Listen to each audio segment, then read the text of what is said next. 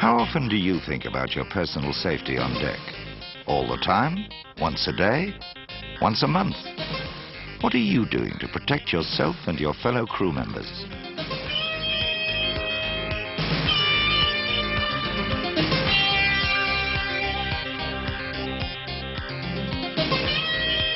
This is the story of 4 men.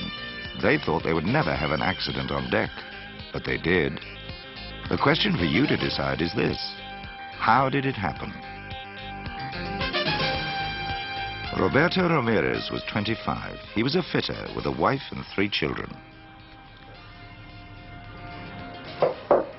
He was experienced and professional, but it took just one mistake to leave him with severe fractures in each leg. How could it have happened? For example, did it happen like this, running on a wet deck, wearing the wrong footwear? Did it happen like this? Did Roberto or a shipmate leave a heavy object on the deck without securing it? And did it suddenly roll? Or is this what happened? Was Roberto standing too close to a mooring line when it parted without warning? Or maybe he was standing in the bight of the rope as weight came onto the line. So which was it? You decide. It wasn't the fall. In this case, he might easily have dislocated his hip, which would still mean spending several weeks in plaster.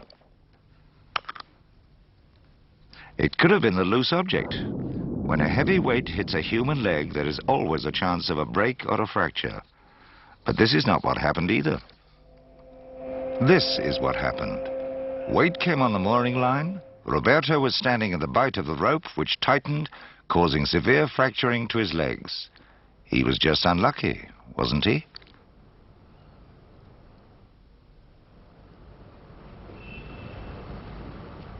But that's not what Roberto's wife thinks, or his shipmates. Why? What's the matter? Nothing. Because they all know that if he'd been standing in a safe place, the accident would never have happened. Bruce McMillan was an electrician. He was about to get married for the 2nd time. But he had to postpone the wedding when he injured his legs and back. He was temporarily paralyzed. So what went wrong? Was it this? Did he lift a heavy object without bending his legs? If he did, he had only himself to blame, and could easily have twisted his knee as well.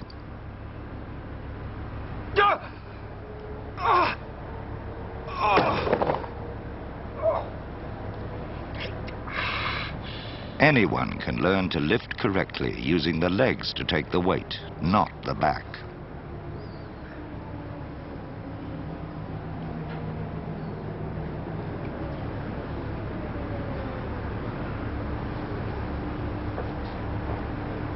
And for heavy weights, you should get someone to help you.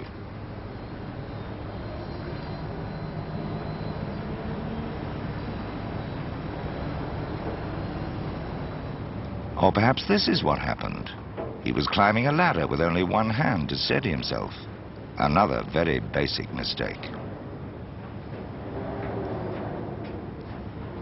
Ross!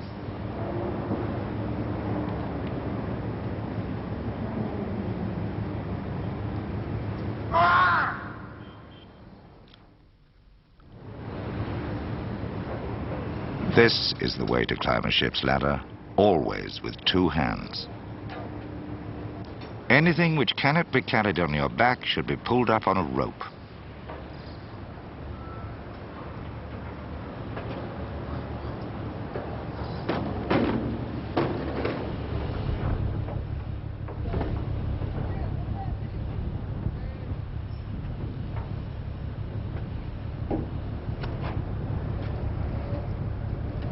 Or was it this? He was working on the radar without a safety harness. Someone switched it on, and he fell to the deck.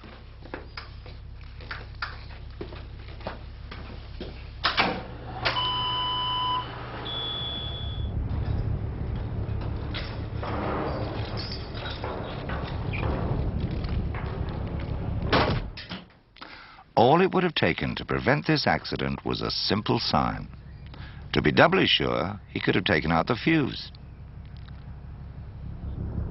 And in any case, he should have been wearing a safety harness. Advanced planning and a bit of extra caution can prevent virtually all accidents.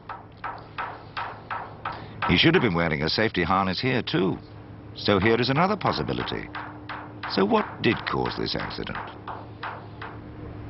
It wasn't lifting a heavy weight with his legs straight. By straining your back in this way, you can easily make one of the soft discs between your vertebrae slip out. This causes pain and discomfort, but it does not paralyze you. He probably didn't fall from the ladder. A fall of a few feet, in this case to the first stage, would not usually result in serious damage.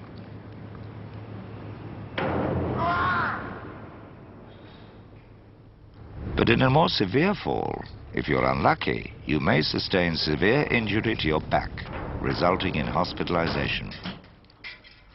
And this is the reason why Bruce McMillan will have to spend a good many weeks receiving treatment.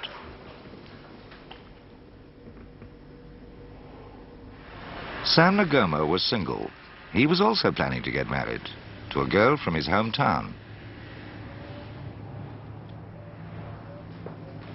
But the wedding won't be happening now. When Sam's face was badly burned, his fiancée changed her mind. It might have been this. He was pouring out some acid to clean the pipes when the ship rolled and the acid spilt into his face.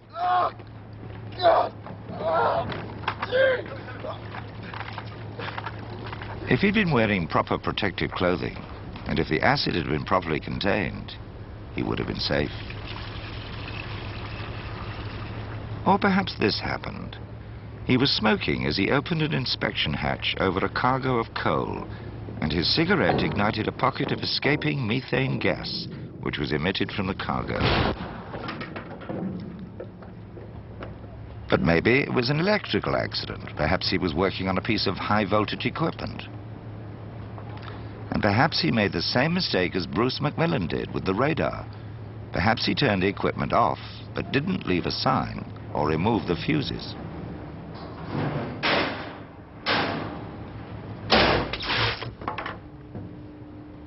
How long does it take to do this? 30 seconds? And did he have a proper permit to work? But which was the accident which burned Sam's face? Can we just look this way, because we're going to take your bandages off. A flash from an explosion attacks the top layers of skin. The wound is superficial but leaves permanent scarring. This would have happened with the smoking accident. And could have happened with the electrical accident too.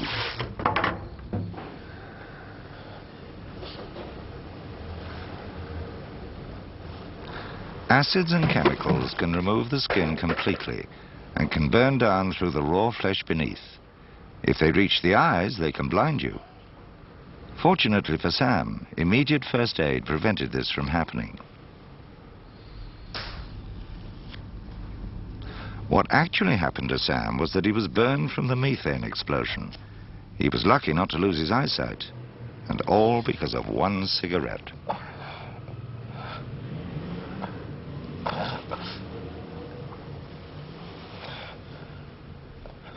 Pedro Sanchez had 4 children. They lived with Pedro's mother. His accident happened just a few days before he was due to arrive home. He suffered severe head injuries. Easy, easy, easy. Okay. Take off this stuff, please. Could his injuries have been caused like this, walking through a prohibited area while a cargo was being loaded?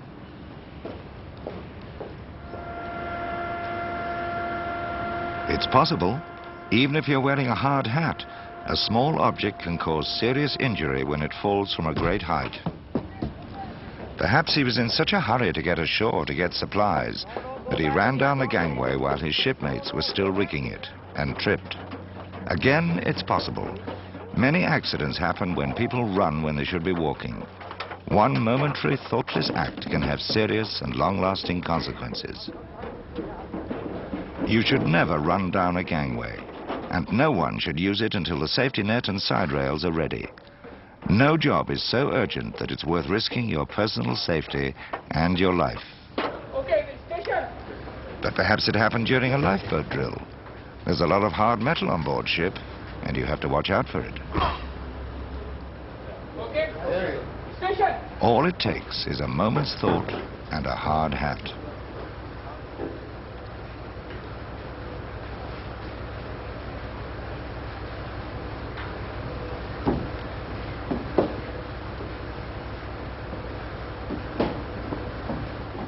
Or was it like this?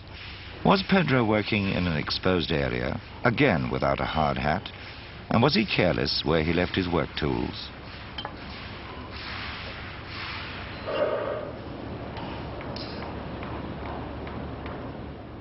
So which was it? Even a small carton dropped from a height could cause severe bruising and possibly concussion. It might also fracture the skull. A blow to the head from a flat object could also cause severe bruising and concussion.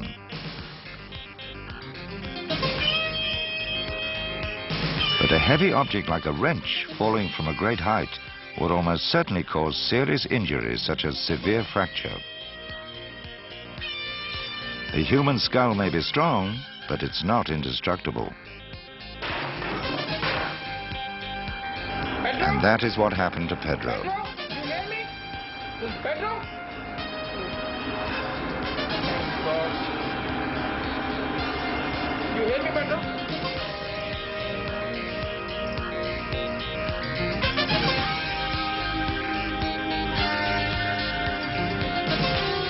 And all it would have taken to avoid this accident was a hard hat, a safe place for his tools, and a clear head. None of these injuries was unavoidable. With proper care and attention, none should ever occur. Don't allow yourself or your fellow shipmates to become the victims of your own carelessness or oversight. Make safety your first priority.